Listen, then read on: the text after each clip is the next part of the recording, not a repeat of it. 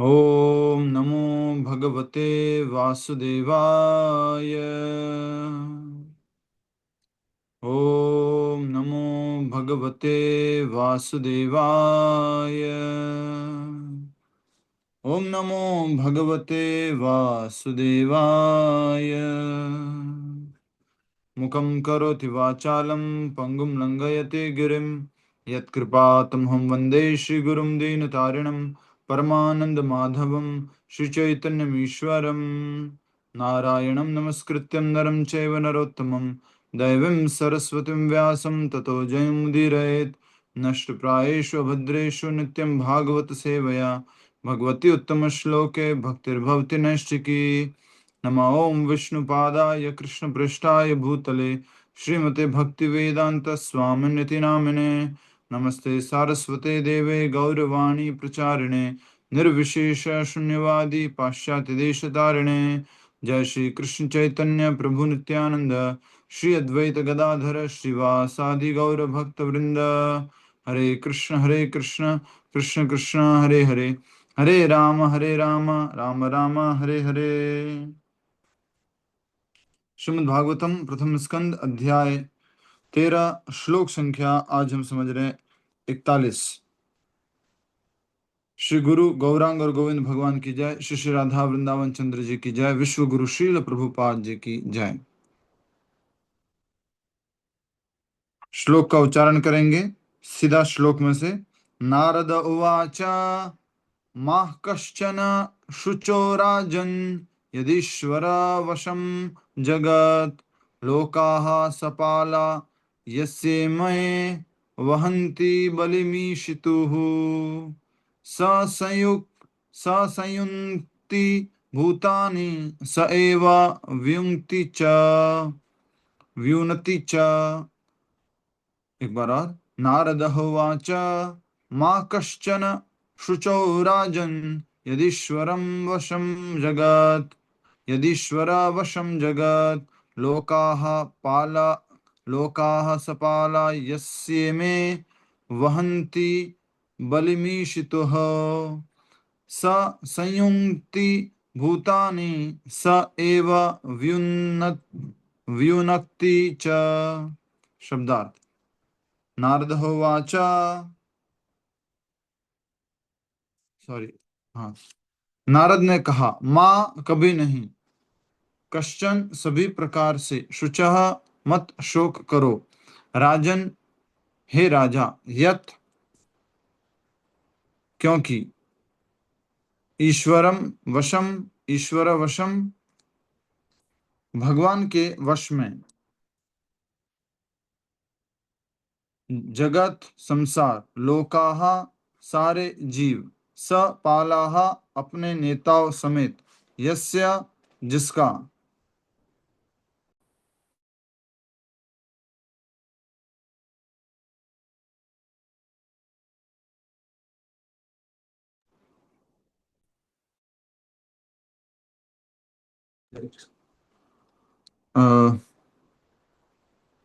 इमें ये सब वहंती ले जाते हैं, बलिम पूजा का साधन, ईशितुहु रक्षित होने के लिए, सह वह, संयुक्ति पास लाता है, भूतानी सारे जीवों को, सह वह एव भी, व्युन्नति विलग करता है, च तथा। अनुवाद तथा तात्पर्य श्रील प्रभुपाद जी द्वारा। श्रील प्रभुपाद जी की जय। अनुवाद। श्री नारद ने कहा, हे धर्मराज, आप किसी के लिए शोक मत करो, क्योंकि सारे लोग परमेश्वर के अधीन हैं। अतएव सारे जीव तथा उनके नेता लोकपाल अपनी रक्षा के लिए पूजा करते हैं। वे ही सबों को पास पास लाते हैं और उन्हें विलग करते हैं। तो बहुत ही सुंदर नारद मुनि यहाँ पर कह रहे हैं, एक आध्यात्मिक सिद्धांत बता रहे, प्रिंसिपल, जो सबके ऊपर लागू होता है। एक होती है कहानी कथा, वो एक व्यक्ति के ऊपर संबंधित हो सकती है, लेकिन यहाँ पर क्या बताया जा रहा था नारद मुनि द्वारा? सिद्धांत। भगवत गीता में भगवान ने क्या बताए हैं? सिद्धांत। क्या वो मात्र अर्जुन पर लागू होते हैं? नहीं, सभी व्यक्तियों पर लागू होते हैं। इसलिए यहाँ पर नारद मुनि एक सिद्धांत बता रहे हैं और कह रहे हैं कि हे धर्मराज, आप किसी के लिए शोक मत करो। किस बात के लिए शोक? कि जो ताऊ जी, ताई जी, चाचा जी सब चले गए हैं, उनके लिए शोक मत करो, क्योंकि सभी मनुष्य परमेश्वर के अधीन हैं। अतएव समस्त जीव तथा उनके नेता लोकपाल अपनी रक्षा के लिए पूजा करते हैं। वे ही सबको पास पास लाते हैं और उन्हें विलग करते हैं। संयुन्नक्ति, संयुन्नक्ति सही पढ़ रहा हूं मैं, संयुन्नक्ति और व्युन्नक्ति। ठीक है, संयुन्नक्ति और व्युन्नक्ति, अर्थात कि पास में लाना और विलग करना। तो पास में लाने का भी काम कौन कर रहे हैं? परम भगवान कर रहे हैं। और दूर ले जाने का काम भी परम भगवान कर रहे हैं। वे ही सबको पास पास लाते हैं और वे ही सबको विलग करते हैं। भूतानि सह एव व्युनक्ति च, जीवों को अलग भी करते हैं। तात्पर्य, प्रत्येक जीव, चाहे वह इस जगत में हो या आध्यात्मिक जगत में, परमेश्वर के अधीन हैं। इस ब्रह्मांड के नायक ब्रह्मा से लेकर एक क्षुद्र चींटी तक सभी परमेश्वर की आज्ञा का पालन करने वाले हैं।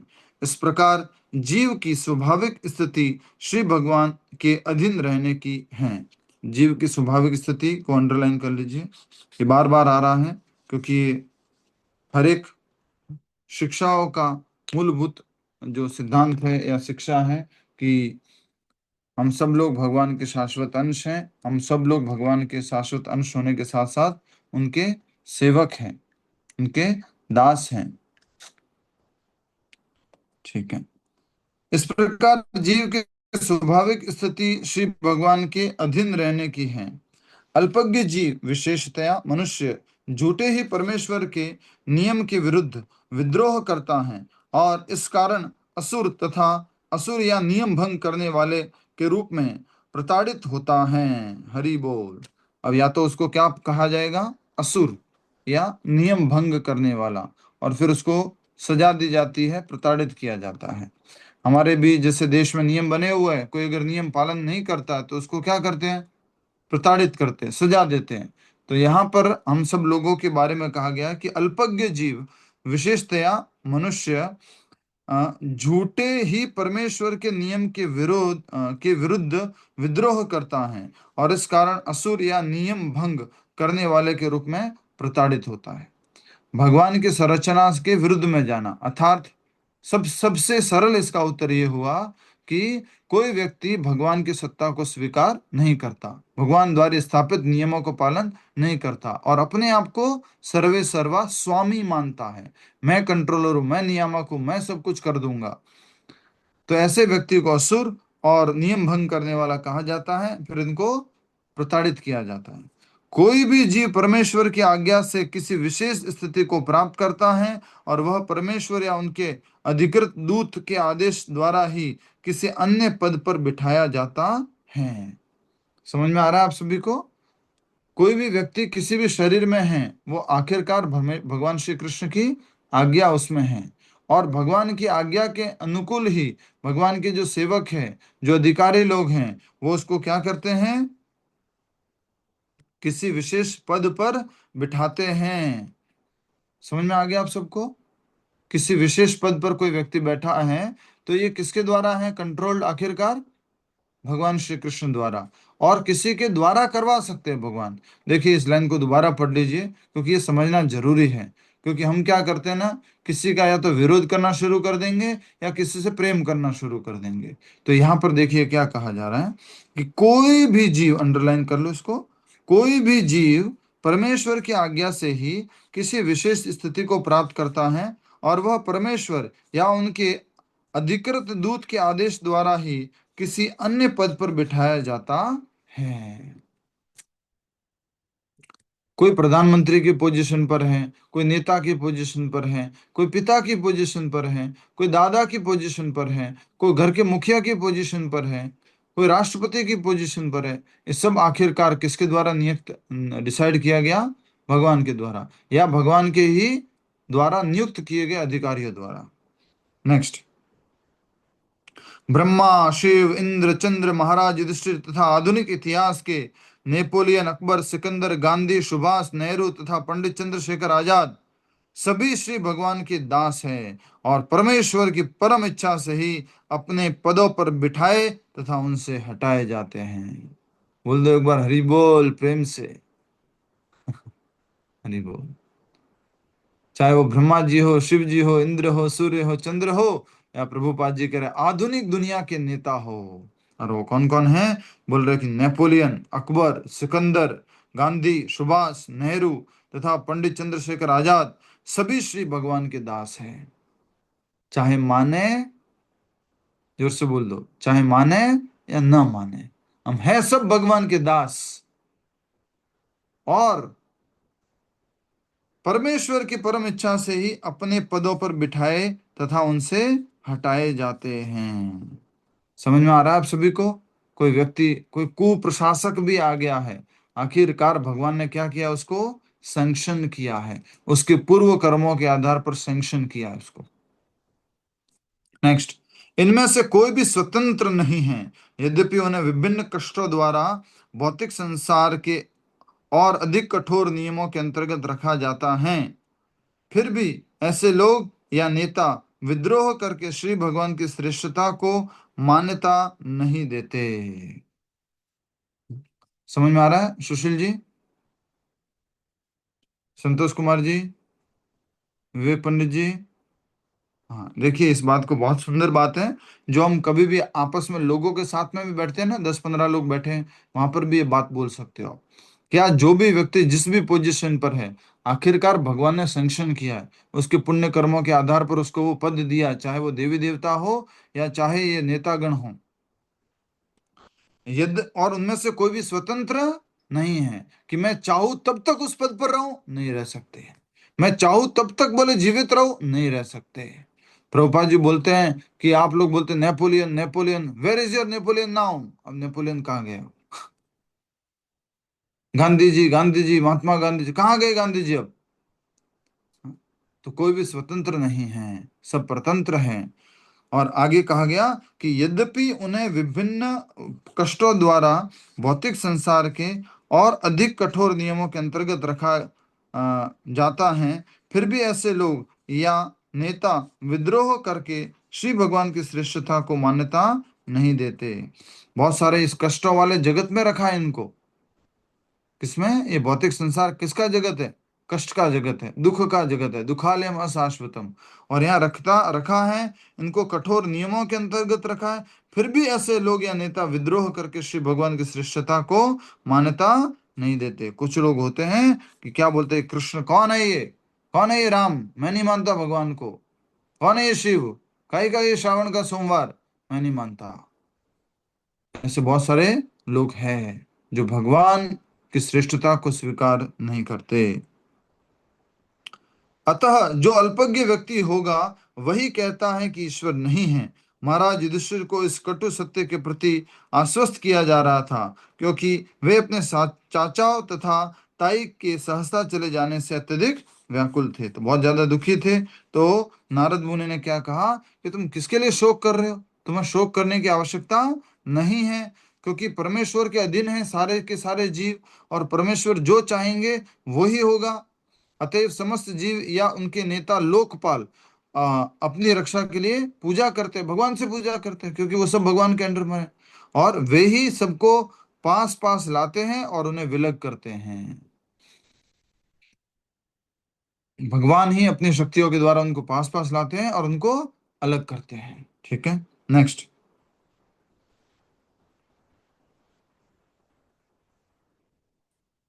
महाराज धृतराष्ट्र को यह स्थिति उनके पूर्व कर्मों के अनुसार प्राप्त हुई थी। वे भूतकाल में ही मैं सभी कष्ट भोग चुके थे या सुख पा चुके थे, लेकिन सौभाग्य से उन्हें महात्मा विदुर जैसा छोटा भाई प्राप्त हुआ था, और उन्होंने उनके उपदेश से मोक्ष प्राप्त करने हेतु इस संसार के समस्त बंधनों को तोड़कर ग्रह त्याग किया था। अब देखिए यहाँ पर दो बातें एक साथ समझ सकते हो आप। अभी युधिष्ठिर महाराज शोक में है, तो कौन आए वहां पर? नारद मुनि आए। और धृतराष्ट्र जब घर से आसक्त हैं, अपने भतीजों के पास में रहना चाहते, इच्छा कर रहे हैं, तब भी वहां पर एक महात्मा आए, और वो कौन है? विदुर जी। तो हर एक समय में अपने जीवन में गुरु की आवश्यकता है। इसलिए अर्जुन ने भी भगवत गीता में भगवान को क्या कहा कि कार्पण्य दोषोपहत स्वभाव पृच्छामि त्वाम धर्म सम्मूढ़ चेतः यश्रेयस्यान् निश्चितं ब्रूहि तन्मे शिष्यस्तेहं साधिमाम त्वाम प्रपन्नम। कि हे भगवान श्री कृष्ण, मैं आपका शिष्य हूँ, मैं आपकी शरणागत हूँ, मैं नहीं जानता मेरे लिए क्या श्रेयस्कर है, तो कृपया करके आप मेरे गुरु के रूप में रहिए, मैं आपके शिष्य के रूप में स्थित हूँ, और मुझे ये दिव्य ज्ञान, दिव्य शिक्षा दीजिए, जिससे मैं अपना सही कर्तव्य, मेरे लिए जो श्रेष्ठकर कर्तव्य है वो कर सकूं। तो यहाँ पर देखा आपने किसके बारे में? युधिष्ठिर महाराज के बारे में। कौन कह रहे हैं? नारद मुनि। शोक करने की आवश्यकता नहीं है। और उसके बाद में अब हम देख रहे हैं कि सौभाग्यशाली कहा गया है किसको? धृतराष्ट्र को। ऑलरेडी बहुत सारे कष्ट भुगत चुका है, राज्य नहीं मिला, आंखों से अंधे हैं, पूरे परिवार के सारी संतानें चले गए, सबका नाश हो गया। विदुर जी ने आके अब उनको डांटा है, घर परिवार छोड़ दिया। तो ये सब कष्टों से निकल रहे थे, सब कष्टों में गुजर रहे थे। और उसी समय जब ये विदुर जी आए तो कह रहे हैं कि लेकिन सौभाग्य से उन्हें महात्मा विदुर जैसा छोटा भाई प्राप्त हुआ था, और उन्होंने उनके उपदेश से मोक्ष प्राप्त करने हेतु इस संसार के समस्त संबंधों को तोड़कर ग्रह त्याग किया था। समस्त बंधनों को तोड़ करके। किसके आदेश पर? विदुर जी के। तो हमारे जीवन में भी ऐसा कोई व्यक्ति हो जो विदुर जी जैसा हो, जो भगवान का भक्त हो, तो उसमें हमारा कल्याण छुपा हुआ है। चलो एक बात बताओ, बचपन से हमारे लिए वो विदुर जी जैसे व्यक्ति कौन है? हमारे माता पिता। वो हमारे को गाइड करते हैं, वो हमें समझाते हैं, और उनके कारण से ही हम जो हैं सही नियम नीति पर आगे बढ़ पाते हैं। और आज आप सब लोग इस क्लास में बैठे हो, आज आप सब लोग भागवतम श्रवण कर रहे हो, प्रतिदिन 16 माला का जप कर रहे हो, भोग लगाकर प्रतिदिन भगवान को अर्पण किया हुआ बिना लहसुन प्याज का प्रसाद पा रहे हो, इस सब का एकमात्र कारण है, अगर आज के इस जीवन की बात की जाए, वो है आपके माता पिता, आपके माता पिता के संस्कार। वो संस्कार नहीं होते तो आप यहां तक खींचे चले नहीं आते। बहुत सारे लोग हैं आज इस समय पर, इसी समय सोमवार को आज 11 साढ़े 11 बजे क्या काम कर रहे हैं आपकी उम्र के लोग। लेकिन हम सब लोग सौभाग्यशाली हैं। तो पहले तो माता पिता और उनके संस्कारों के कारण दूसरे प्रमाणिक और गुरु शिष्य परंपरा में आने वाले गुरुदेव विश्व गुरु श्रीला प्रभुपाद जी के शरणागत हम हो गए हैं। ये हमारा दूसरा परम सौभाग्य है, जो कि और बड़ा सौभाग्य है। एक माता पिता प्राप्त किए, उससे भी बड़ा सौभाग्य कि हमें एक गुरु प्राप्त हुए। ठीक है। सामान्यतया कोई किसी योजना से अपने सुख तथा दुख के प्रवाह को बदल नहीं सकता। हर एक को काल के सूक्ष्म प्रबंध के अंतर्गत उन्हें उसी रूप में ग्रहण करना होता है। उनका प्रतिरोध करने से कोई लाभ नहीं होता। जो भी सुख दुख जीवन में आया है उसको क्या करना है? स्वीकार करना है, सहन करना है, और आगे बढ़ जाना है। अगर प्रतिरोध करते रहेंगे तो कोई लाभ नहीं होने वाला। बोले गर्मी है, प्रतिरोध करते हम इस गर्मी का, कुछ फायदा नहीं। सहन करो, आगे बढ़ो। लाइट चली गई, कैसे सोए, क्या करें? ठीक है, लाइट चली गई, अब क्या करोगे? जैसे तैसे करके या तो थोड़ा खिड़कियां खोल दो, बाहर जाके जाके सो जाओ, कुछ कर लो, एडजस्टमेंट कर लो। प्रतिरोध कैसे कर सकते हो? प्रतिरोध करके क्या लाभ होगा? कुछ भी हासिल नहीं होने वाला। हर एक को काल के सूक्ष्म प्रबंध के अंतर्गत उन्हें उसी रूप में ग्रहण करना होता है। उनका प्रतिरोध करने से कोई लाभ नहीं होता। अतएव सर्वश्रेष्ठ बात तो यह है कि मनुष्य मोक्ष प्राप्त करने का प्रयत्न करें, और यह जन्म सिद्ध अधिकार मनुष्य को ही प्राप्त है, क्योंकि उसके मन तथा बुद्धि अत्यंत विकसित होते हैं। इसको अंडरलाइन करो। हर एक को काल के सूक्ष्म प्रबंध के अंतर्गत उन्हें उसी रूप में ग्रहण करना होता है। उनका प्रतिरोध करने से कोई लाभ नहीं होता। अतएव सर्वश्रेष्ठ बात तो यह है कि मनुष्य मोक्ष प्राप्त करने का प्रयत्न करे, और यह जन्म सिद्ध अधिकार मनुष्य को ही प्राप्त है, क्योंकि उसके मन तथा बुद्धि अत्यंत विकसित होते हैं। क्लियर है आप सबको? समझ में आया आपको? मन तथा बुद्धि किसका विकसित है? मनुष्य को। तो मनुष्य का जन्म सिद्ध अधिकार क्या है? बर्थ राइट क्या है? मोक्ष प्राप्त करना। और कहा गया है कि काल के प्रभाव जैसे आ रहे हैं उसको क्या कर लो? सहन कर लो, स्वीकार कर लो। किसी की मृत्यु हो गई, स्वीकार कर लो। किसी का जन्म हुआ है, कुछ खुशी आई है, ठीक है, उसको उस रूप में, नॉर्मल रूप में स्वीकार कर लो। कुछ एक्सीडेंट हो गया, कोई बीमारियां हो गई है, स्वीकार कर लो। क्या करना है? बड़ा उद्देश्य ध्यान में रखना है। और बड़ा उद्देश्य क्या है? मोक्ष प्राप्त करना, मुक्ति प्राप्त करना, उसके लिए कार्य करना। हम लोग क्या करते हैं कि छोटे उद्देश्य में इतना खो जाते हैं कि बड़े उद्देश्य को भूल जाते हैं।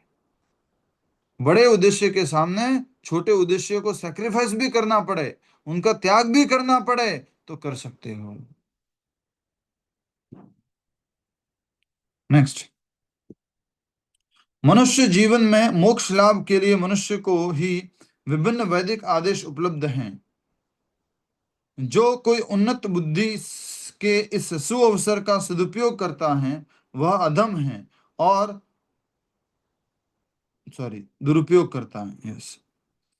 जो कोई उन्नत बुद्धि के सुअवसर का दुरुपयोग करता है वह अधम है, और उसे इसी जीवन में या भविष्य में विभिन्न प्रकार के कष्ट मिलते हैं। यही तरीका है श्री भगवान का सब पर नियंत्रण रखते हैं। यही तरीका है जिससे श्री भगवान सब पर नियंत्रण रखते हैं, सबको कंट्रोल करके रखते हैं भगवान। अब यहाँ पर कहा गया कि बुद्धि का सुअवसर जो प्राप्त हुआ है, सदुपयोग बुद्धि, जो अच्छी बुद्धि मिली है, उसका अगर कोई व्यक्ति क्या करेगा? दुरुपयोग, तो वो क्या है? अधम है। और इसी जीवन में या भविष्य में विभिन्न प्रकार के कष्ट मिलते हैं, कष्ट सहन करने पड़ेंगे इसको। क्यों कष्ट सहन करने पड़ेंगे? सदानंद रूप देवीदास जी या मधुर आलाप प्रभु जी, बताइए क्यों कष्ट सहन करने पड़ेंगे उसको? हरे कृष्णा प्रभु जी। Yes ma'am. क्योंकि हाँ, क्योंकि हमने जो हमारी बुद्धि का और उसका उपयोग करने के लिए मनुष्य जीवन मिला है, इसका हम उपयोग नहीं करेंगे तो फिर हम दुरुपयोग करेंगे, तो फिर हम अधम कहलाएंगे और इस जीवन के भविष्य में हम कष्ट भोगेंगे। क्यों कष्ट भोगेंगे? क्योंकि हमने दुरुपयोग किया ना अपनी बुद्धि का और मन यस, का। दुरुपयोग करना मतलब अपने भोग में अपनी सारी सुविधाओं को लगाना। सदुपयोग करना मतलब मोक्ष की तरफ आगे बढ़ना, मुक्ति के लिए आगे बढ़ना, भगवान की सेवा में लग जाना। और अगर हम दुरुपयोग करेंगे तो क्या होगा फिर? बंधन आएगा, कष्ट होंगे, बार बार जन्म मृत्यु के चक्कर में आना पड़ेगा। सदुपयोग करेंगे तो मुक्त हो जाएंगे। इसलिए यहाँ पर लिखा गया है कि जो कोई उन्नत बुद्धि के इस अवसर का दुरुपयोग करता है वह अधम है, और इसे उसे इसी जीवन में या भविष्य में विभिन्न प्रकार के कष्ट मिलते हैं। यही तरीका है जिससे श्री भगवान सब पर नियंत्रण रखते हैं। भगवान क्या करते हैं? सब पर नियंत्रण रखते हैं। अगर कोई सदुपयोग कर रहा है तो भगवान अपने नियंत्रण के माध्यम से उसको अपनी तरफ बुला लेंगे। कोई दुरुपयोग कर रहा है तो क्या करेंगे? अपने नियंत्रण के माध्यम से वो अधम हो जाएगा, कष्ट भुगतेगा, अलग अलग प्रकार की योनियों में भटकेगा, फिर सुधर करके वापस आएगा। तो कष्ट देने के माध्यम से भी कंट्रोल करते हैं, और आगे जीवन में भक्ति में आगे बढ़ाने के माध्यम से भी भगवान कंट्रोल करते हैं, नियंत्रित करते हैं। और इसलिए भगवान को क्या कहा गया ब्रह्मा जी द्वारा? ईश्वर परम कृष्ण। नियंत्रकों में परम नियंत्रक, ईश्वरों में परम नियंत्रक भगवान श्री कृष्ण है। ईश्वरों में परम ईश्वर, ईश्वर शब्द का अर्थ है नियंत्रक, कंट्रोलर।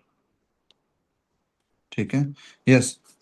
मुख्य शब्द लिख लीजिए इसका, श्लोक संख्या 41 का। स संयुनक्ति भूतानि, स एव वियुनक्ति च।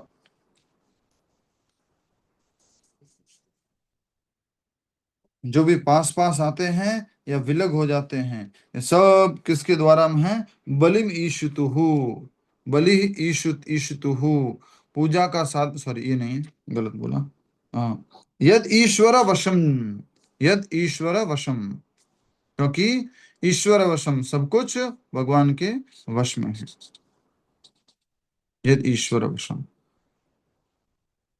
किसी को कुछ पूछना है? ठीक है, अगले श्लोक की तरफ आगे बढ़ते हैं। श्लोक संख्या 42, 42।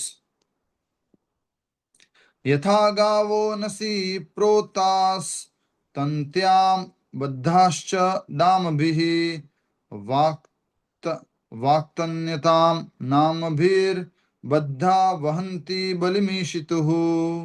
यथा गावो नसी प्रोक्तास तन्त्याम बद्धाश्च दामभिः वाक् वाक्त वाक्तन्त्याम नामभिर्बद्धा वहन्ति बलिमीशितुः।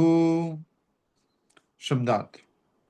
यथा जिस तरह, गावः बैल, नसी नाक से, प्रोताः नाथी हुई, तंत्याम डोरी से, बद्धा बंधी हुई, च भी, दाम भी रस्सियों से, वाक तंत्याम वैदिक स्त्रोतों के जाल में, नाम भी नाम पद्धति से, बद्धा बद्ध, वहंती पालन करते हैं, बलिम आदेशों को, ईशितुहु परमेश्वर द्वारा नियंत्रित होने हेतु। अनुवाद तथा तात्पर्य श्रील प्रभुपाद जी द्वारा। श्रील प्रभुपाद जी की जय। अनुवाद। जिस प्रकार बैल एक लंबी रस्सी से, नाक से नत्थी होकर बंधन में रहता है, उसी तरह मनुष्य जाति विभिन्न वैदिक आदेशों से बंध कर परमेश्वर के आदेशों का पालन करने के लिए बद्ध हैं। हरि हरि बोल। तो इसका मतलब क्या कहना चाह रहे हैं नारद मुनि, कि कोई भी व्यक्ति स्वतंत्र नहीं है, किसी भी प्रकार से कोई भी व्यक्ति स्वतंत्र नहीं है, बंधा हुआ है।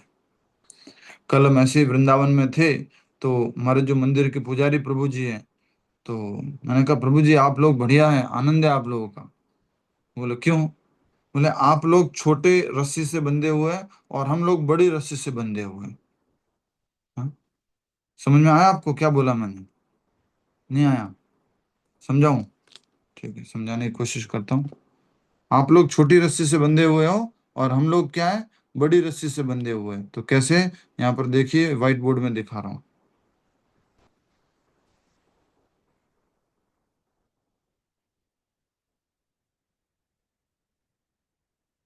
दिख रहा है आपको? ये है भगवान श्री कृष्ण, ठीक है। ये राधा वृंदावन चंद्र, RVC हम शॉर्ट में लिखते हैं, राधा वृंदावन चंद्र, ठीक है। प्लीज मत लिखिए अमिता जी। Thank you. तो ये राधा वृंदावन चंद्र हैं, और कहाँ पर है? वृंदावन धाम में, ठीक है। अब क्या है, यहाँ पे जो ठाकुर जी है, राधा वृंदावन चंद्र जी हैं, इनका एक ये पुजारी है। अब ये हमेशा क्या करता है, मात्र भगवान से संबंधित, श्री विग्रह से संबंधित पूजा सेवा अर्चना करते हैं। तो इनका अगर उदाहरण दें, तो ये भगवान श्री कृष्ण हो गए, और ये पुजारी हो गया, और ये पुजारी प्रभु जी हो गए। अब क्या होता है कि इनकी रस्सी इतनी है, अर्थात कभी तो वो पूरा एकदम भगवान के पास रहेंगे, कभी दूर जाएंगे भी तो कितना दूर चले जाएंगे, बोले इतना ही दूर जा सकते हैं जितना ये रस्सी है। अब हमारे जैसे, मेरे जैसे, मेरा उदाहरण कहे तो क्या है कि भगवान के श्री विग्रह की सेवा डायरेक्ट रूप से नहीं करते हैं, ये भगवान के श्री विग्रह राधा वृंदावन चंद्र के। और बाहर गुड़गांव जाना है, वृंदावन छोड़ करके कहीं दिल्ली जाना है, कहीं और जाना है, तो हमारी रस्सी क्या कर दी है, बहुत बड़ी हो गई है। अब इस रस्सी के कारण बड़ा इधर उधर भटकते रहते हैं। समझ रहे हैं आप सब लोग? कम रस्सी है तो कम भटकेंगे, घूम फिर के आखिरकार पास में ही कृष्ण है, सेवा है राधा वृंदावन चंद्र जी की, वहां पर पहुंच गए। लेकिन बड़ी रस्सी से बंधे हुए, थोड़ा थोड़ा मुक्ति ज्यादा दे रखी है, थोड़ा छूट ज्यादा दे रखी है, तो भटकते रहेंगे। हम्म, समझ में आ रहा है आप सबको? एक मुख्य बिंदु आपको बता रहा हूं मैं।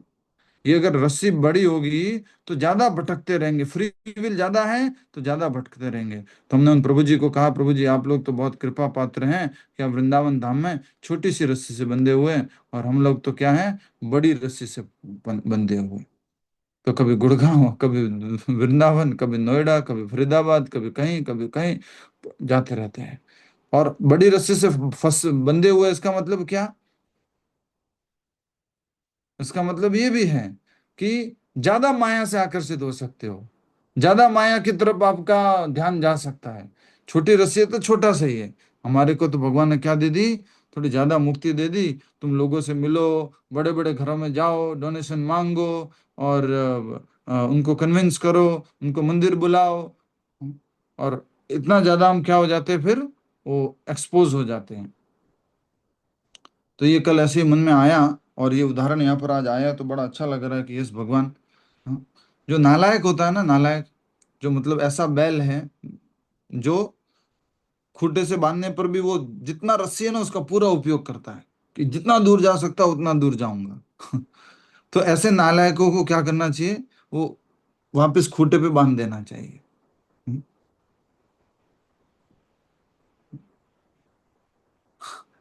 ऐसे नालायकों को क्या करना चाहिए, वापस खूंटे से बांध देना चाहिए। तो हमने भगवान से कई बार प्रार्थना की है कि भगवान, ये जो फ्री विल दे रखी है ना, ये आप वापस ले लो। हमने एक बार एक सेंटेंस लिखवाया था, अगर आपके पास होगा तो वो सेंटेंस, कि फ्री विल का उपयोग करके, स्वतंत्रता का उपयोग करके भग, परम स्वतंत्र भगवान श्री कृष्ण से प्रार्थना करनी है कि हे भगवान, हे केशव, हे गोविंद, हमारी वो जो स्वतंत्र रूप से आपकी सेवा में कर सके। ऐसा कुछ हमने एक पंक्ति लिखवाई थी, अगर आपको कहीं मिलेगी तो। ठीक है। तो यहाँ पर कह रहे हैं कि नारद मुनि कह रहे हैं युधिष्ठिर महाराज को कि जिस प्रकार बैल एक लंबी रस्सी से नाक से नत्थी होकर बंधन में रहता है, उसी प्रकार मनुष्य जाति विभिन्न वैदिक आदेशों से बंधन बंध कर परमेश्वर के आदेशों का पालन करने हेतु बद्ध है। तो हमारे नाकों में भी क्या लगा हुआ है, रस्सी लगी हुई है, हमें दिख नहीं रही है। थोड़ा इधर उधर जाएंगे, एकदम से वो रस्सी क्या होगी, खींचेगी, और नाक में क्या होगा, दर्द होगा। कुछ समझ में आ रहा है? जैसे नियम से भटकेंगे तो रस्सी टाइट हो जाएगी और फिर दर्द होगा। नियम है गाड़ी का स्पीड, रोड के ऊपर बोले 60 की स्पीड से चलाना है, रेड लाइट के ऊपर खड़ा रहना है। लेकिन क्या हो जाएगा, अगर खड़े नहीं रहेंगे रेड लाइट के ऊपर, स्पीड से भी ज्यादा चला लेंगे, तो क्या होगा, रस्सी आएगी, और पुलिस वालों की रस्सी ऐसे आएगी, ये पकड़ो इसको, ये ओवर स्पीड कर रहा था, इसने रेड लाइट क्रॉस किया था, लेके आओ इसको। फिर वो हमें बांध देंगे, दंड देंगे। उदाहरण दिया है कि बैल जिस प्रकार से उनके नाक में जो रस्सी बंधी होती है उसके द्वारा नियंत्रित होता है, हमेशा के लिए नियंत्रित है।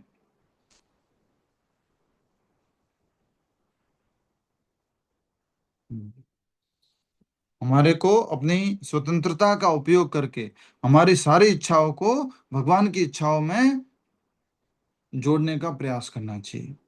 जैसे हमारे छोटे से भक्त प्रहलाद महाराज ने क्या पूछा कि अगर आप देना ही चाहते हो आशीर्वाद, तो मेरे हृदय में कोई एक भी किसी भी प्रकार की कोई भौतिक इच्छा न रह जाए। समर्पण। हमारी सारी इच्छाएं भगवान की इच्छाओं के साथ जुड़ जाए, हमारी सारी योजनाएं भगवान की योजनाओं के साथ जुड़ जाए, जैसा भगवान चाहते हैं वैसा हो। ये समर्पण है। तो बहुत ही सुंदर ये उदाहरण दिया प्रभुपाद जी, इसको अच्छे से समझाएंगे। देखिए तात्पर्य, प्रत्येक जीव चाहे वह मनुष्य हो या पशु या पक्षी, यही सोचता है कि वह स्वतंत्र है, किंतु वास्तव में श्री भगवान के कठोर नियमों से कोई भी स्वतंत्र नहीं है। लॉ ऑफ नेचर, भगवान के नियम, परम भगवान के स्ट्रॉन्ग नियम, इन नियमों से हर कोई व्यक्ति क्या है, बंधा हुआ है। और बंधे होने के कारण से हमेशा वो अलग अलग प्रकार के भौतिक जगत के कष्टों में सजा भुगतता रहता है, दुख को भोगता रहता है।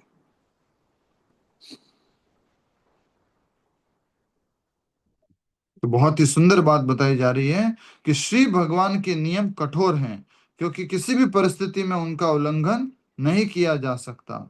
धूर्त लोग मानव निर्मित नियमों से बच सकते हैं, किंतु परम विधि नियंता की संहिता के नियमों के उल्लंघन की तनिक भी संभावना नहीं होती।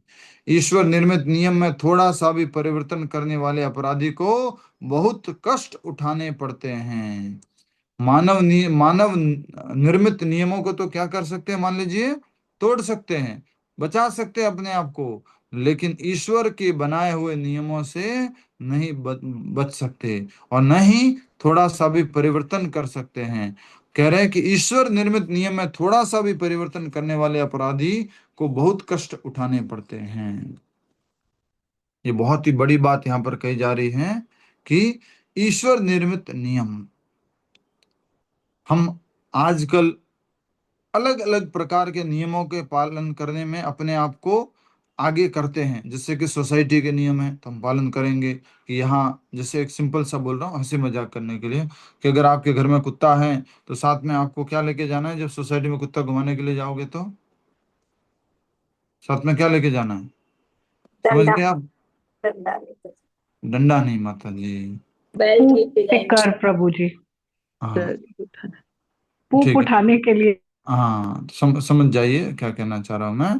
तो वो जो मल आदि त्याग करेगा, तो आप उसको उठाना है, उसको उठाने के लिए आपको जाना है साथ में उसके। तो कहने का अर्थ है कि हम सोसाइटी का नियम पालन करते हैं, हमारा कुत्ता कहीं पर भी कुछ गलत करता है तो हम उसको ठीक कर लेते हैं। नियम पालन करते हैं, हम ट्रैफिक के नियम पालन कर रहे हैं, हम जो है देश के नियम पालन कर रहे हैं, हम इनकम टैक्स के नियम पालन कर रहे हैं, अलग अलग प्रकार से नियम पालन कर रहे हैं। पर आजकल के लोग जो सचेत हो गए नियम पालन करने के प्रति, वो परम भगवान के नियम पालन नहीं कर रहे हैं, क्योंकि उनको लग रहा है कि परम भगवान दिखता नहीं है। जो दिखता नहीं है तो क्या नियम है, किसने देखा पुनर्जन्म होता है? लोग ये तो देख रहे हैं कि सजा मिल रही है, मान लीजिए किसी ने रोड पे गाड़ी तेज चला ली तो सजा मिल गई, या उसने रेड लाइट क्रॉस कर लिया तो सजा मिल गई, लेकिन ये नहीं दिख रहा है कि कोई व्यक्ति अगर मांसाहार कर रहा है तो उसको सजा मिल रही है। देख पा रहा है क्या कोई व्यक्ति? नहीं देख पा रहा है कि आज जो मेरे साथ घटनाएं घट रही है वो मैंने पहले मांसाहार किया था उसका परिणाम है। देख पा रहा है क्या कोई व्यक्ति? अगर कोई व्यक्ति दिमाग लगाएगा ना, सोचेगा ना, तो थोड़ा थोड़ा समझ सकता है कि अगर किसी व्यक्ति ने एक किसी जीव को मार करके अपना भोजन बनाया है, अगर दिमाग लगाए व्यक्ति, तो उसको समझ में आएगा कि ये जीव मरा हुआ मेरी प्लेट में क्यों है, इसको क्यों मरना पड़ा, इसको ये कष्ट क्यों भुगतना पड़ा। कुछ न कुछ इस जीव ने पहले पूर्व के जन्मों में कुछ न कुछ कार्य ऐसे किए थे, इस कारण से इसको ऐसा ये भुगतना पड़ रहा है। और मैं अगर इस प्रकार का कोई कार्य करूंगा, नेक्स्ट लाइफ में मैं किसी की प्लेट के अंदर, समझ गए आप? तो इस तरह से अगर कोई व्यक्ति बुद्धि लगाए, समझने का प्रयास करे, तो समझ सकता है। ये तात्पर्य बहुत ज्यादा महत्वपूर्ण है। सभी लोग एक बार जोर से बोल दो, हरि बोल। हरि बोल। ये तात्पर्य ज्यादा महत्वपूर्ण है। तो आइए एक बार और थोड़ा अच्छे से समझते हैं कि ईश्वर निर्मित नियम में थोड़ा सा भी परिवर्तन करने वाले अपराधी को बहुत कष्ट उठाने पड़ सकते हैं। परमेश्वर के ऐसे नियम विभिन्न अवस्थाओं में धर्म संहिता कहलाते हैं, किंतु धर्म का सिद्धांत सर्वत्र एक सा होता है। यह है परमेश्वर के आदेशों का पालन करना। तो धर्म संहिताएं हैं और उसके अंतर्गत नियम आदि सिद्धांत आदि बता रखे हैं, किंतु धर्म का सिद्धांत सर्वत्र एक जैसा होता है, सबके लिए एक जैसा नियम है इन जनरल। ऐस ऐसी है भौतिक जगत की दशा। सभी जीवों ने इस भौतिक संसार में अपनी रुचि से बद्ध जीवन का खतरा ले रखा है। बोला था ना, ये तात्पर्य बहुत महत्वपूर्ण है। सब कुछ बता दिया इसके अंदर, अंडरलाइन करो। ऐसी है भौतिक जगत की दशा। यहाँ से सभी जीवों ने इस भौतिक संसार में अपनी रुचि से बद्ध जीवन का खतरा मोल ले रखा है, अपनी रुचि से बद्ध जीवन का खतरा मोल ले रखा है। और इस प्रकार वे प्रकृति के नियमों द्वारा जकड़े हुए हैं। प्रकृति ने क्या किया, उनको जकड़ लिया। इस बंधन से छूटने की एकमात्र विधि यह है कि परमेश्वर की आज्ञा का पालन किया जाए। बंधन से छूटने की एकमात्र संभावना है, वो है भगवान के आदेश का पालन करना। समझ में आ रहा है आपको सिस्टम माता जी? आज जो लोग पहली बार आए हैं या बहुत समय बाद आए हैं, उन सबका स्वागत है। समझने का प्रयास कीजिएगा और प्रतिदिन आइए कथा में। इस बंधन से छूटने की एकमात्र विधि यह है कि परमेश्वर की आज्ञा का पालन किया जाए। लेकिन माया के चंगुल से मुक्त होने के बजाय अल्पज्ञ मनुष्य विभिन्न पद नामों से और अधिक बंध जाते हैं तथा ब्राह्मण, क्षत्रिय, वैश्य, शूद्र, हिंदू, मुसलमान, भारतीय, यूरोपीय, अमेरिकी, चीनी इत्यादि कहलाते हैं और फंस गए माया में और बंधन में फंस गए। भगवान की विस्मृति हो गई। अपने आप को शरीर के माध्यम से, शरीर के परिचय के अनुसार परिचय देने लग गए।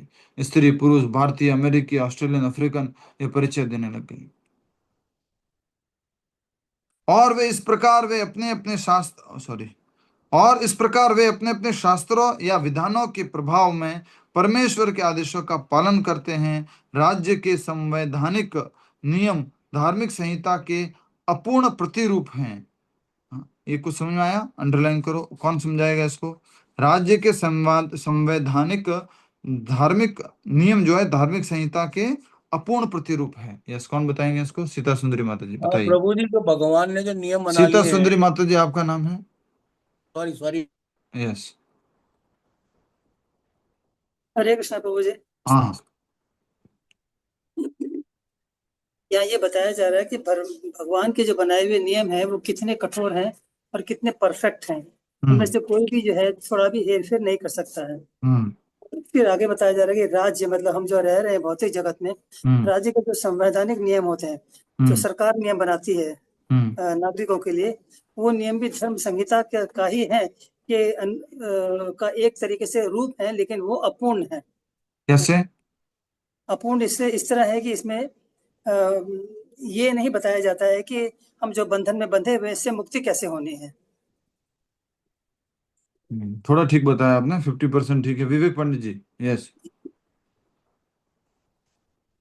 हाँ प्रभु जी, इसमें ईश्वर के बनाए हुए नियमों का कोई पालने का कोई भी साधन नहीं है। वे भौतिकता के सारे नियम बने हुए हैं और हमको है ना जन्म, मृत्यु, जरा, व्याधि, इससे कोई निराकरण का कोई साधन नहीं बताया गया। हरे कृष्णा प्रभु जी। ठीक है, अच्छा बताया आपने, थैंक यू। हरे कृष्णा प्रभु जी। हाँ बोलिए।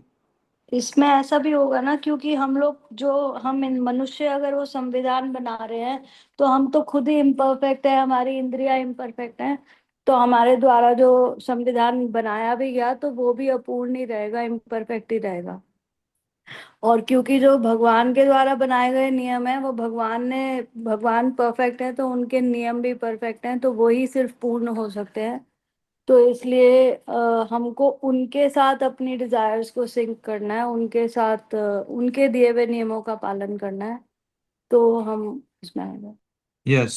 तो पहली बात तो ये, हम सब लोग अलग अलग प्रकार के 4 अपूर्णताओं को रखे हुए हैं और उन अपूर्णताओं से हम कोई भी नियम आदि भी बनाएंगे तो वो नियम भी अपूर्ण रहेंगे। और ऐसा नहीं है कि उन सब नियमों के पालन करने से सबका भला होने वाला है। हाँ? क्योंकि ऐसे नियमों में क्या होती है, कुछ न कुछ त्रुटि रह जाती है। अब यहाँ पर जो बात कही गई है वो ये है कि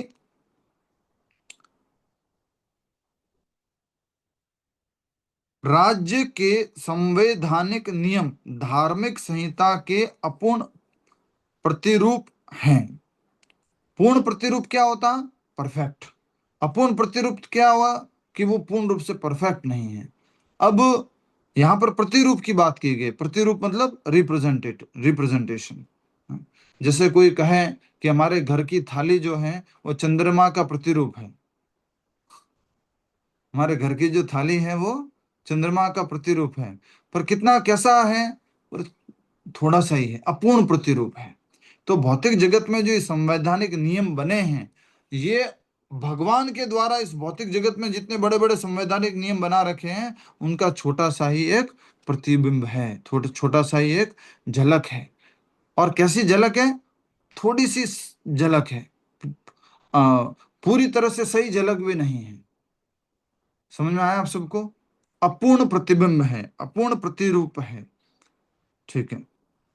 धर्मनिरपेक्ष राज्य या ईश्वर विहीन राज्य नागरिकों को ईश्वरीय नियमों को तोड़ने की छूट देते हैं, किंतु राज्य के नियमों का उल्लंघन करने से रोकते हैं। करने की अपेक्षा ईश्वर के नियमों को तोड़ने के कारण जन सामान्य को अधिक कष्ट उठाने पड़ते हैं। अंडरलाइन कर लो, और इसको आप सभी लोग अपने हिसाब से समझना है। उदाहरण के साथ में इसके ऊपर आपको 10 लाइन का एक ऐसे तैयार करना है। ठीक है, 10 लाइन का एक आपको निबंध लिखना है उदाहरण के साथ में। अंडरलाइन कीजिए इसको, बहुत बड़ी बात है यहाँ पर कही गई जो है, यहां से अंडरलाइन कीजिए। धर्मनिरपेक्ष राज्य या ईश्वर विहीन राज्य नागरिकों को ईश्वरीय नियमों को तोड़ने की छूट देते हैं। ईश्वरीय नियम क्या हो गया? किसी जीव की हत्या नहीं करनी, किसी को कष्ट नहीं पहुंचाना है, किसी का धन चोरी नहीं करना है। नेटवर्क में प्रॉब्लम है क्या मेरे? लतिका माता जी कह रहे हैं निरपेक्ष राज्य, धर्मनिरपेक्ष राज्य किसको कहते हैं? सेक्युलर। सेक्युलर क्या हो गया? जहां इसमें पर सभी कोई, धर्मों का आदर है। हाँ, सभी धर्म जो है वो रह सकते हैं, सभी लोग सभी धर्मों का सम्मान है, और कोई ऊंच नीच की भेदभाव की कोई बात नहीं है। तो कह रहे कि धर्मनिरपेक्ष राज्य या ईश्वर विहीन राज्य नागरिकों को ईश्वरीय नियमों को तोड़ने की छूट देता है। इसके ऊपर आपको ऐसे लिखना है, इसके ऊपर आपको निबंध लिखना है। ठीक है। किंतु राज्य के नियमों का उल्लंघन करने से रोकते हैं। परिणाम यह होता है कि मनुष्य निर्मित अपूर्ण नियमों का पालन करने की अपेक्षा ईश्वर के नियमों को तोड़ने के कारण जन सामान्य को अधिक कष्ट उठाने पड़ते हैं। समझ में आया आप सबको? इसके ऊपर आपको एक ऐसे लिखना है।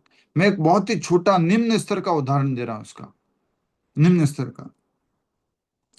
पानी पीने का सांसारिक, या कह सकते हैं अ, अ, हमारे परिवार के द्वारा, देश के द्वारा, राज्य के द्वारा बताया गया नियम क्या है पानी पीने का? पानी कैसे पीना है?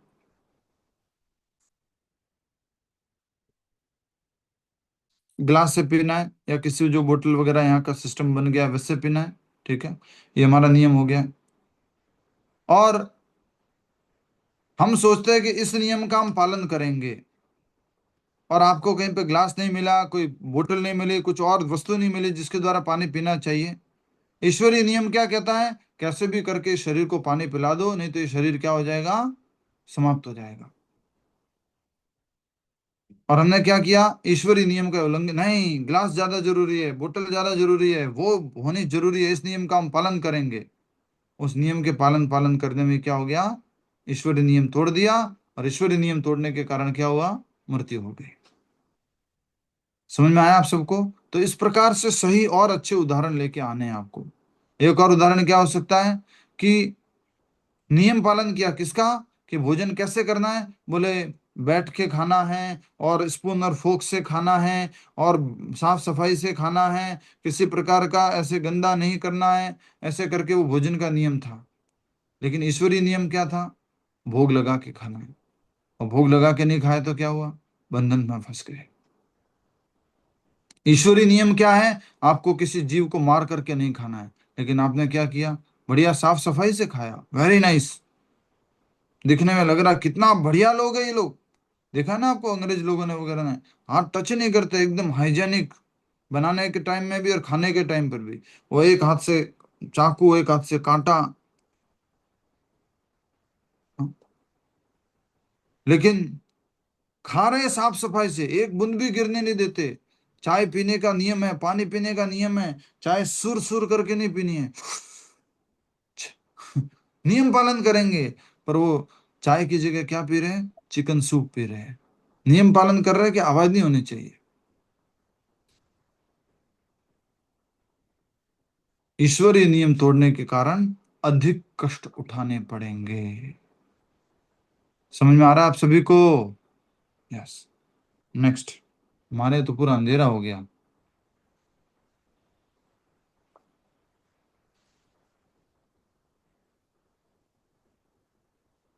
हरे कृष्ण।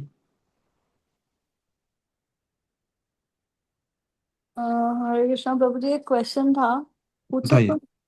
हाँ। कि जैसे अभी आप बोल रहे ईश्वरीय स्तर के हिसाब से हमें कष्ट बताने हैं, तो दैट मीन्स कि हम मानव जीवन में अलग अलग योनियों में फंसे रहेंगे रिलेटेड टू दैट, उस टाइप से, या अगर हम सपोज यहाँ पे ही कोई गलती कर रहे हैं और हम यहीं पे ही कोई कष्ट पा रहे हैं उसके हिसाब से?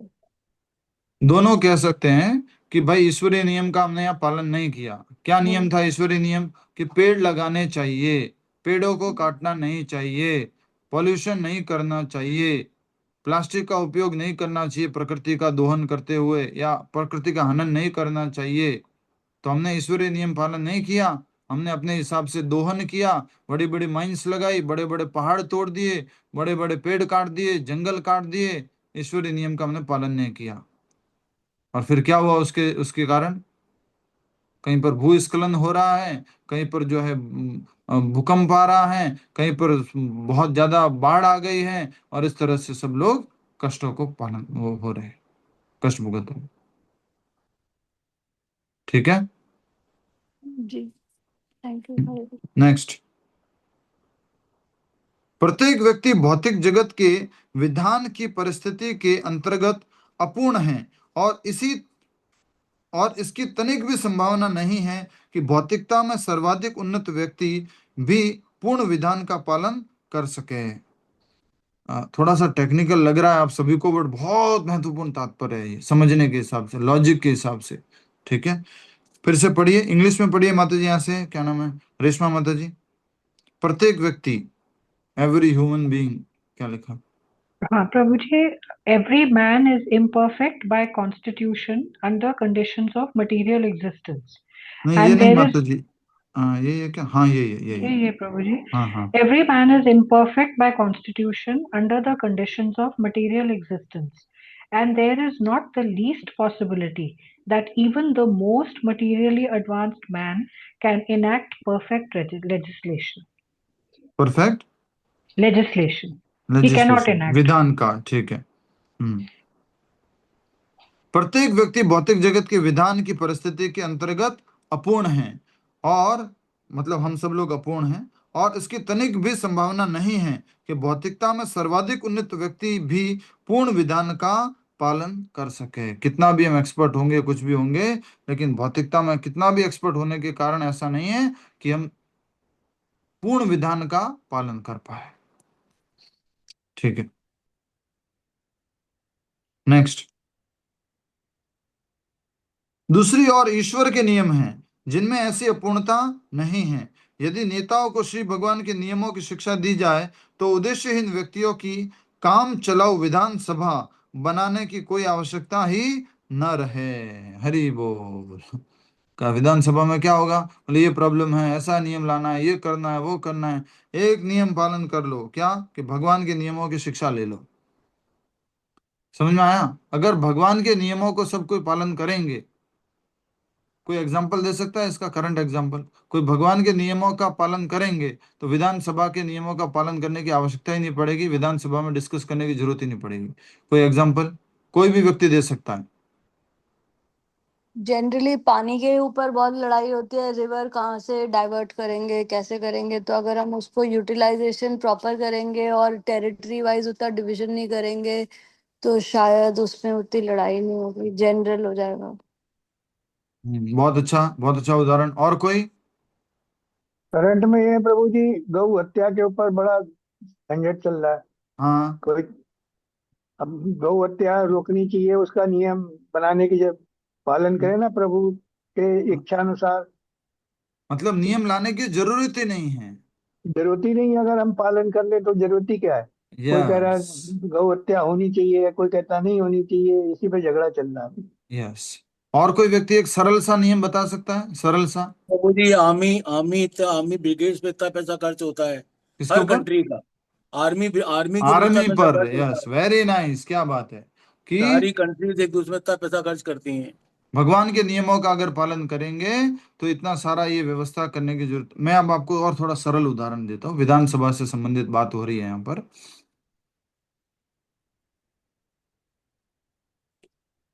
विधानसभा, मान लीजिए दिल्ली की बात करते हैं हम, तो दिल्ली के अंदर क्या नियम लेके आती है जो पॉल्यूशन हो जाता है तो? इवन और गाड़ियां जाएंगी। इवन और गाड़ियां चलाओ, और पुरानी ऑड गाड़ियां, इवन आ जाता है। पुरानी गाड़ियां बंद कर दो, डीजल वाली गाड़ियां बंद कर दो। इस तरह से नियम लेके आते विधानसभा में बैठ करके। अगर भगवान के नियम का पालन किया जाएगा तो ये अलग से ये छोटे छोटे नियम लाने की जरूरत नहीं पड़ेगी, कहीं पर अलग से डिस्कशन करने की आवश्यकता नहीं पड़ेगी। भगवान का एक और नियम भगवत गीता का बताते हैं हम कि स्वच्छता रहनी चाहिए, सोच, आंतरिक स्वच्छता और बाहरी स्वच्छता। अब एक तो बाहरी स्वच्छता का, हम अपने घर के अंदर की स्वच्छता का, इन सब का ध्यान रख रहे हैं, लेकिन जो पूरा देश है, राज्य है, शहर है, उसके संबंधित स्वच्छता का ध्यान नहीं रख रहे हैं। तो फिर क्या करना पड़ता है गवर्नमेंट को? विधानसभा में डिस्कस करना पड़ता है कि अच्छा अच्छा, ये गंदगी वहां उस सेक्टर में इधर ज्यादा होती है, उधर ऐसा होता है, लोग प्लास्टिक ऐसा करते हैं, प्लास्टिक बैन कर दो, ये विधानसभा का नियम आ गया मान लीजिए। क्यों नियम आना पड़ा भैया? गुजरात में विधानसभा ने नियम लाया, मान लीजिए क्या, कि गुजरात में नशा नहीं होगा, कोई भी दुकान नहीं खुलेगी, नशे की दुकान नहीं होनी चाहिए। क्यों लाना पड़ा? क्योंकि लोग भगवान के नियम को पालन नहीं कर रहे। भगवान का नियम क्या कहता है कि किसी भी प्रकार से मांसाहार, नशा आदि नहीं करना चाहिए। ठीक है। प्रभुपाद जी ने यूएनओ के फ्लैग के लिए भी बोला था कि अलग अलग कंट्रीज के फ्लैग ना लगा के सिर्फ अगर सिंगल एक फ्लैग लगाएंगे तो आपस में कभी झगड़े नहीं होंगे। फ्लैग लगाने की वजह से नहीं, हम्म। प्रभुपाद जी बोलते हैं यूनाइटेड नेशंस जो बिल्डिंग है यूनाइटेड है, हाँ। वहां पर, नाम उसका यूनाइटेड नेशंस है। अगर नेशंस को अगर आपको यूनाइट करना था तो एवरीडे फिर वहां पर नए नए नेशन बन रहे हैं, नए नए नेशन बनकर नए नए नेशंस के झंडे लग रहे हैं। तो यूनाइटेड कैसे हुए? यूनाइटेड तो तब कहलाते हैं ना जब सब एक झंडे के एक अंतर्गत झंडा, रहते हैं। यस प्रभु। तो ऐसा करके, हाँ, ठीक है। बहुत ही सुंदर तात्पर्य है ये, हम सबको बार बार पढ़ना चाहिए वाला तात्पर्य। आगे बढ़ते प्रभु हैं हम बड़ा अभी। डिफिकल्ट लग रहा है। हाँ, क्योंकि ये इंग्लिश से हिंदी ट्रांसलेशन है, इसलिए थोड़ा डिफिकल्ट लगेगा। नेक्स्ट। प्रत्येक व्यक्ति भौतिक जगत के विधान की परिस्थिति के अंतर्गत अपूर्ण है और इसकी तनिक भी संभावना नहीं है कि भौतिकता में सर्वाधिक उन्नत व्यक्ति भी पूर्ण विधान का पालन कर सके। दूसरी ओर ईश्वर के नियम हैं जिनमें ऐसी अपूर्णता नहीं है। यदि नेताओं को श्री भगवान के नियमों की शिक्षा दी जाए तो उद्देश्यहीन व्यक्तियों की काम चलाओ विधानसभा बनाने की कोई आवश्यकता ही न रहे। उद्देश्यहीन काम चलाओ ये जो विधानसभा है, ये सब बनाने की आवश्यकता ही नहीं रहेगी। मानव निर्मित काम चलाओ नियमों में परिवर्तन की आवश्यकता तो रहती है, लेकिन ईश्वर नियम निर्मित नियमों में नहीं, क्योंकि वे परम पूर्ण भगवान द्वारा बनाए गए पूर्ण नियम है। भगवान के द्वारा बनाए गए नियमों में परिवर्तन की आवश्यकता नहीं रहती है, लेकिन मानव निर्मित नियमों में परिवर्तन की आवश्यकता रहती है, समय समय पर, देश काल परिस्थिति के अनुसार। ठीक है। धर्म संहिता या शास्त्रीय आदेश जीव की विभिन्न दशाओं को देखते हुए ईश्वर के मुक्त प्रतिनिधियों द्वारा बनाए गए हैं। फिर से पढ़ो इस लाइन को। धर्म संहिताएं या शास्त्रीय आदेश जीव की विभिन्न दशाओं को देखते हुए ईश्वर के मुक्त प्रतिनिधियों द्वारा बनाए गए हैं और सभी जीव श्री भगवान के आदेशों का पालन करके संसार बंधन से मुक्त हो जाते हैं। किंतु जीव की वास्तविक स्थिति तो परमेश्वर के सनातन सेवक की है। अपनी मुक्त अवस्था में वह दिव्य प्रेम से श्री भगवान की सेवा करता है और पूर्ण स्वतंत्रता का जीवन बिताता है, कभी कभी श्री भगवान के समान स्तर पर तो कभी कभी उनसे भी बढ़कर। तो ये जो अलग अलग रस होते हैं, अलग अलग प्रकार की मुक्ति होती है, सायुज्य मुक्ति, सालोक्य मुक्ति, सामीप्य मुक्ति, साष्टी मुक्ति, उस आधार पर बताया गया है कि कभी कभी श्री भगवान के समान स्तर पर तो कभी कभी उनसे बढ़कर अपनी स्वतंत्रता का जीवन बिताता है। लेकिन इस बद्ध भौतिक जगत में प्रत्येक जीव अन्य जीवों के ऊपर प्रभुता जमाना चाहता है। इस प्रकार माया के ब्रह्म से यह प्रभुत्व जताने की प्रवृत्ति बद्ध भौतिक जीवन के आगे आगे बढ़ते रहने का कारण बनती है। इसको अंडरलाइन करो। इस प्रकार माया के ब्रह्म से प्रभुत्व जताने की प्रवृत्ति बद्ध भौतिक जीवन के आगे आगे बढ़ते रहने का कारण बनती हैं। अतएव जब तक जीव सनातन सेवक भाव की मूल स्थिति को पुनः प्राप्त करके श्री भगवान के शरण ग्रहण नहीं करता, तब तक वह इस भौतिक जगत से अधिकाधिक बद्ध होता जाता है। यही श्रीमद् भगवद गीता तथा संसार के अन्य सभी मान्य शास्त्रों का अंतिम संदेश उपदेश है। हरि हरि बोल। थोड़ा डिफिकल्ट लग रहा होगा आपको, कुछ लोग थोड़ा सा समझ नहीं पा रहे हैं, तो देखिए मैं समझाने की कोशिश करूंगा, और आपको जहां नहीं समझ में आया ना, जस्ट इसके बाद आप प्रश्न पूछ लीजिएगा। अब मैं ये लास्ट वाली बात बता रहा हूं आपको कि लेकिन इस बद्ध भौतिक जगत में प्रत्येक जीव अन्य जीवों के ऊपर प्रभुता जताना चाहता है, जमाना चाहता है। यस और नो? मैं स्वामी, बाकी सब सेवक। इस प्रकार माया के ब्रह्म से यह प्रभुत्व जताने की प्रवृत्ति बद्ध भौतिक जीवन के आगे आगे बढ़ते रहने का कारण बनती है। अब ये प्रवृत्ति है कि मैं स्वामी हूं, सब सेवक हैं, मैं प्रभुत्व जताना चाहता हूं भौतिक जगत पर, तो क्या होता है? इस कारण से आगे का उसका जीवन बढ़ता जाता है, अर्थात उसका बंधन बढ़ता जाता है, उसको मोक्ष प्राप्त नहीं होता है। नेक्स्ट, अतएव जब तक जीव सनातन सेवक भाव की मूल स्थिति को पुनः प्राप्त करके श्री भगवान के शरण ग्रहण नहीं करता, तब तक वह इस भौतिक जगत से अधिकाधिक बद्ध होता जाता है। यही श्रीमद् भगवद गीता तथा संसार के अन्य सभी मान्य शास्त्रों का अंतिम उपदेश है। अतएव जब तक जीव सनातन सेवक भाव की मूल स्थिति को पुनः प्राप्त करके श्री भगवान के शरण ग्रहण नहीं करता, तब तक वह इस भौतिक जगत से अधिकाधिक बद्ध होता जाता है। यही श्रीमद् भगवद गीता तथा संसार के अन्य सभी मान्य शास्त्रों का अंतिम उपदेश है। हरि बोल। ये पूरा तात्पर्य बहुत महत्वपूर्ण है, कृपया करके इसको आप वो कर देना, फोल्ड कर देना पेपर को यहाँ पर, और अपने परिवार के सदस्यों को जो कुछ नहीं समझते, कुछ नहीं सीखना चाहते हैं, कुछ भी विश्वास नहीं रखते हैं, उनको भी आप ये बता सकते हो। अब आपका कोई प्रश्न है तो पूछिए, मैं इंपॉर्टेंट शब्द बता वो ये देता हूँ। हार्ड वर्ड बताइए दोनों का, hard words. Hard word? Hard word मतलब special words. Hard word? Hard मतलब मेरे स्पेशल वर्ड, मतलब आप हाँ, जो मुख्य बोलते हैं ना, शब्द। यस। मुख्य शब्द।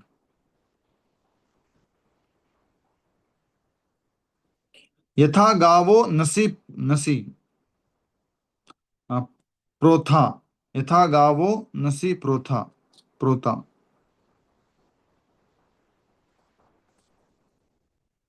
या गावो से मतलब क्या है? बैल। बैल किससे बंधा हुआ है? रस्सी से। कहां पर? नथी में। तंत्या मतलब डोरी, रस्सी। और नाक में, ठीक है, नाक में। नसी मतलब नाक से। प्रोथा मतलब नाथी हुई, बांधी हुई। और 41 का प्रभु जी? 41 का बता दिया था ना प्रभु जी।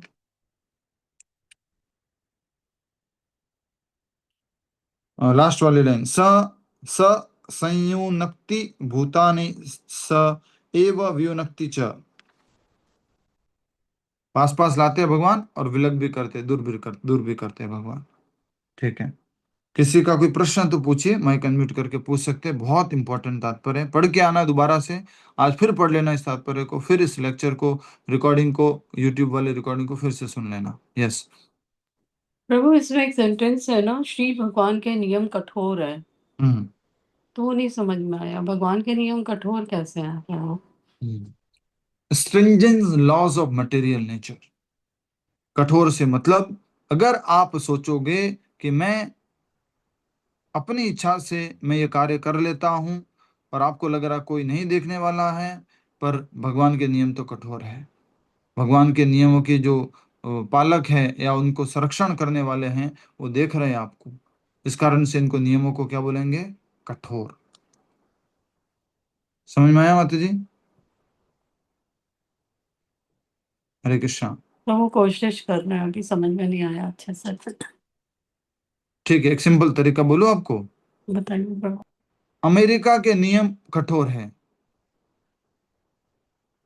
गए हुए ना अमेरिका?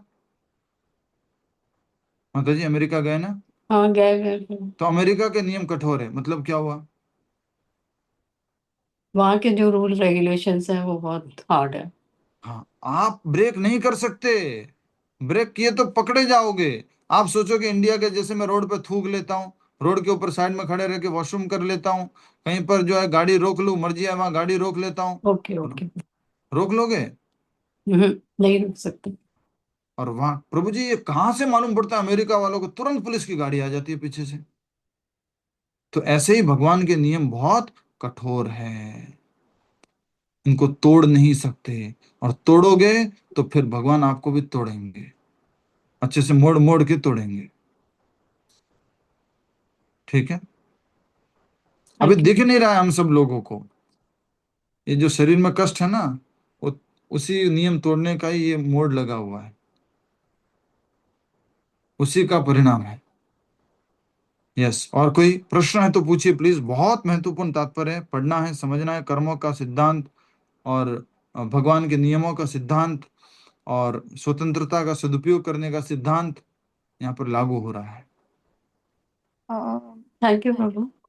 हरे कृष्ण। और कोई प्रश्न?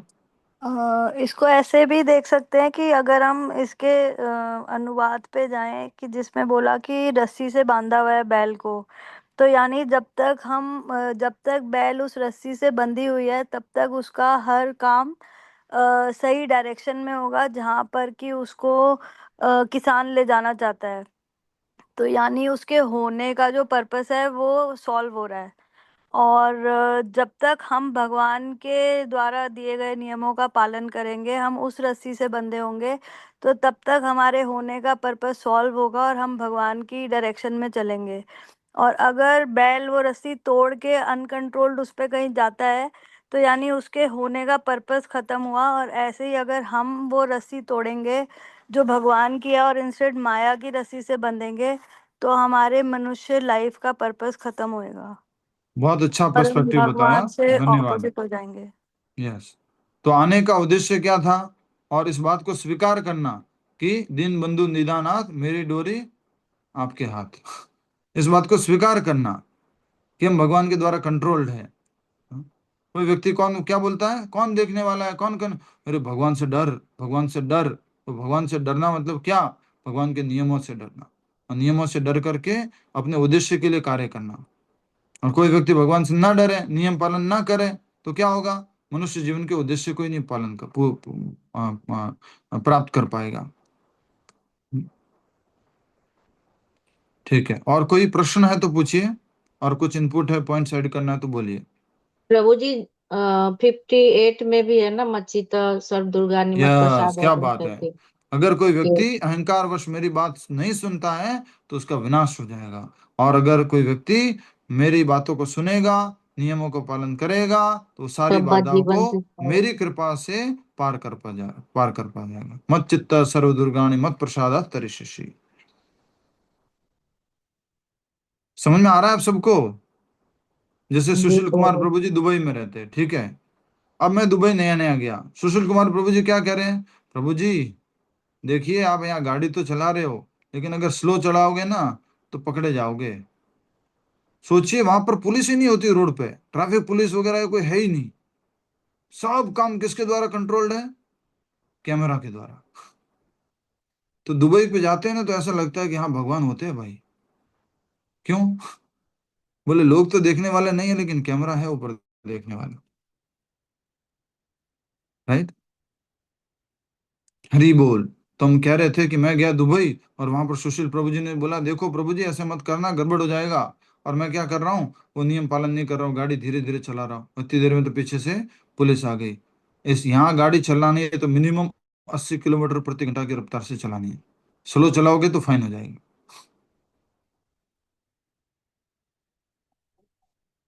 ठीक है। यस, कोई और प्रश्न है, पूछिए, कोई भी प्रश्न, कोई प्रभु जी, इनपुट। ये हाँ। दोनों श्लोकों में भले मिशितु वर्ड कॉमन है दोनों में, लेकिन थोड़ा थोड़ा मीनिंग डिफरेंट बताया गया है। बलिम ईशितुहु, अर्थात आदेशों को ईशितुहु परमेश्वर द्वारा नियंत्रित होने हेतु। और इसमें जो बलिम ईशितु है उसमें बताया गया है, हाँ, पूजा का साधन बलिम ईशितुहु रक्षित होने हेतु।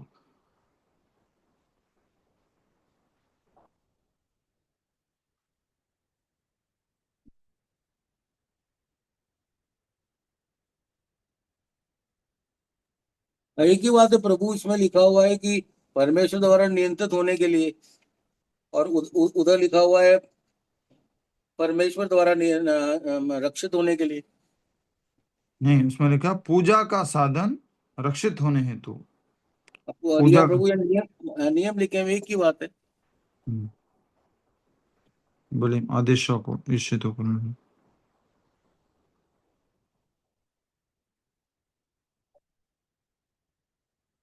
ठीक है, मतलब ये समझने का प्रयास करता हूँ, बाकी होगा तो एक ही अर्थ ही है, हमें देखना है कैसे एक होगा। ठीक है। और कोई? हाँ बोलिए। भावना जी को अगर रिक्वेस्ट करें इसका, इस सेकंड वाले का एक राइटअप लिख के, तो फिर कल उसको फिर से डिस्कस करें, क्योंकि कौन सा?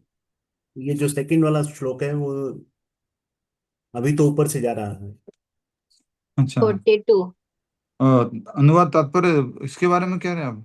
हाँ, मतलब if she finds time, she can just give us easy write up for this, so that ठीक है, we all can understand that. बहुत बढ़िया, हरी बोल। वो बहुत ही डिफिकल्ट लग रहा है। ठीक है, तो सरल भाषा में इसको प्रस्तुत किया जाएगा भावना साहू जी द्वारा। हरि बोल। हरे प्रभु कृष्णा दोबारा कर प्रभु। लो। ठीक है, और कोई प्रश्न है तो बोलिए प्लीज। हरे कृष्णा प्रभु। हाँ जी माता जी। प्रभु, एक्चुअली अभी झूलन यात्रा चल रहा है ना, हाँ तो मैं बच्चों को भगवत गीता सिखाती हूँ ना, तो मैंने कल उनको झूलन यात्रा के बारे में बताया, हाँ और हाँ। उनसे कैसे मतलब घर में झूला था छोटा सा, तो भगवान का वो करवाया। तो वाह, उन लोग क्या मुझे बात है। पूछे थे कि ये क्यों करते हैं ये, तो मेरे पास मतलब मैंने ऐसे बोला कि प्लेजर ऑफ कृष्णा, लेकिन रियल तो मुझे भी नहीं पता था, इसलिए मैंने उनको पता नहीं पाई। तो अगर आप बता सकते हैं कुछ तो मैं बताऊं बच्चों को। माता जी, झूलन यात्रा जैसे सावन के महीने चल रहे हैं, सावन के महीने के बाद, ये जो सावन का महीना है या इसके बाद कह लो, समय के अनुसार ये भगवान श्री कृष्ण और राधा रानी जो है ब्रज में झूलन करते थे, झूला झूलते थे। तो उसी दिव्य लीला को स्मरण करके झूलन सेवा की जाती है।